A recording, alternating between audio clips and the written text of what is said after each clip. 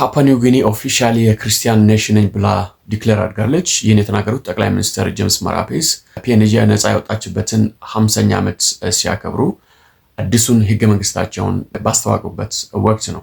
ህገ መንግስቱ ፕሬምብል መግቢያው እንደዚህ ይላል: God the Father, Jesus Christ the Son and the Holy Spirit as our creator and the sustainer of the entire universe and the source of our powers and authorities የሚለው እና በዚህ ዓለም ላይ ያለው authorities ኃይል በተለይ ደግሞ የፒኤንጂ መንግስቷ ስልጣን መሰረቷ ሁሉ እግዚአብሔር አብ፣ እግዚአብሔር ወልድና እግዚአብሔር መንፈስ ቅዱስ ነው ብለው ነው ኮንስቲቱሽኑ ዲክሌር የሚያደርገውና 11 ሚሊዮን ህዝብ ያላት የፒኤንጂ ጠቅላይ ሚኒስትር ጄምስ ማራፔ ከአውስትራሊያ ነፃ የወጣችበትን 50ኛ ዓመት ሲያከብሩ ንግግራቸውን ይቀጥሉና እንደዚህ ይላሉ: ቤተክርስቲያን ለሀገራችን ፒኤንጂ ህዝቦች ያበረከተችውን አስተዋጽኦ ቫልዩአችንን ለመገንባት ካልቸራችንን ለመገንባት ያበረከተችውን አስተዋጽኦ ሪኮግናይዝ ለማድረግ ስለምንፈልግ ነው ሀገራችንን የክርስቲያን ኔሽን ብለን ዲክሌር የምናደርገው ይላል። ኦፍ ኮርስ 97% የፒኤንጂን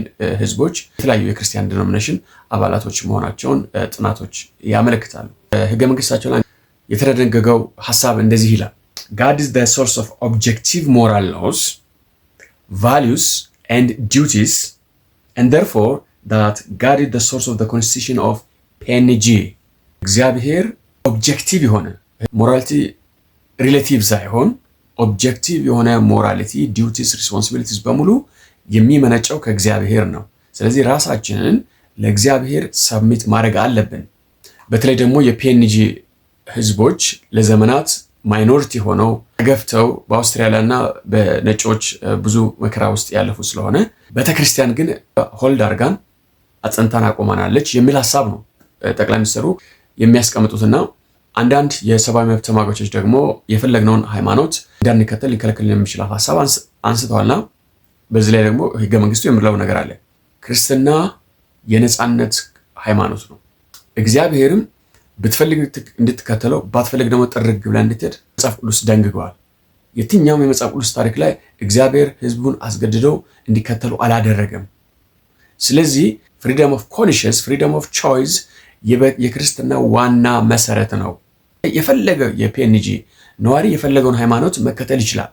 ሀገራችን ይህንን ታከብራለች ነው ህገ መንግስቱ የሚለውና ጠቅላይ ሚኒስትር ጄምስ ማራፔ ባለፈው በዩናይትድ ኔሽን ጀነራል አሰምብሊ ንግግራቸው ላይም በተመሳሳይ መልኩ ሀገራቸው የደረሰችበትን ደረጃ ከተናገረ በኋላ ቤተክርስቲያን ለሀገራችን አንድነት፣ ለሀገራችን እድገት፣ ለሀገራችን ከዛ ሁሉ ስቃይ በኋላ የሲቪል ጦርነት ካለፍን በኋላ የቤተክርስቲያናችን አስተዋጽኦና ለህዝባችን ያለን አይደንቲቲ ሪኮግናይዝ አድርገን 11 ሚሊዮን የሚጠጋ ፒኤንጂ ህዝብ ክርስቲያን ቫልዩን ሪኮግናይዝ አድርጓል በሚል ነው ጀነራል አሰምብሊ ላይ የተናገሩት እና በጣም የሚገርም ነገር ነው።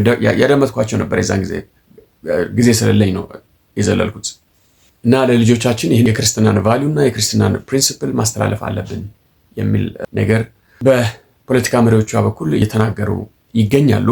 እስቲ ምን ትላለች በዚህ ሀሳብ ላይ?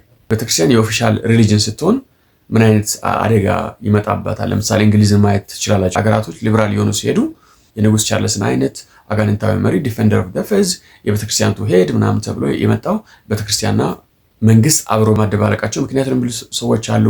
በኢምፔሪየር ኮንስታንታይን ምክንያት በሲንክሬቲዝም ላይ የገባችው በኢምፔሪየር ኮንስታንታይን ምክንያት ነው የሚሉ አሉ። በእኛ ሀገርም በተለያዩ ሀገራቶች ውስጥም ፖለቲካና ሃይማኖት ሲደባለቅ የሚመጡ ነገሮችን እናውቃለን። እስቲ በዚህ ላይ ምን አይነት ሀሳብ አላችሁ?